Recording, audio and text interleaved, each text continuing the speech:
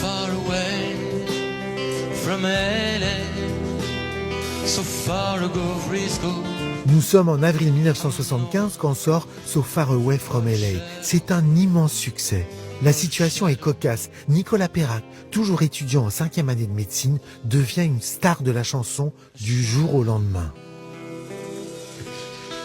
J'ai mis au point à ce moment-là une espèce de système intéressant. C'est-à-dire que j'avais 2 feuilles de papier, j'écrivais le cours sur une. Si le cours me gonflait, j'écrivais des textes. Et j'ai écrit 350 chansons en 2 ans. Donc il y avait beaucoup de cours qui devaient me gonfler. C'est suite à cette espèce de façon de procéder que j'ai écrit la chanson Et mon père, en fait.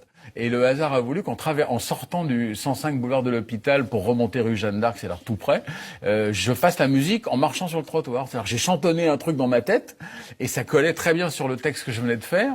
Tu chantes quoi, le refrain?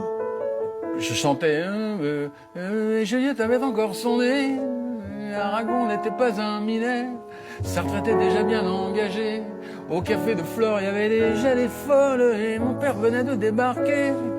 Il hantait déjà les boutiquiers, dans sa chambre on croquait du café, il ignorait qu'un jour j'en parlerai. Et je me chante ça sur le trottoir. L'oncle Adolphe s'était déjà flingué, son Eva l'avait accompagné, des fois qu'il aurait voulu draguer.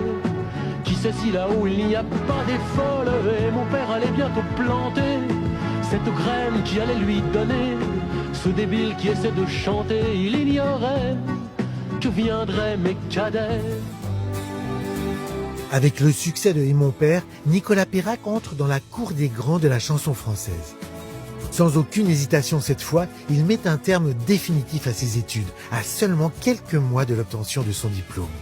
Grâce à son père, Nicolas Perrac a osé aller au bout de son rêve. Et avec sa chanson, il lui dit merci.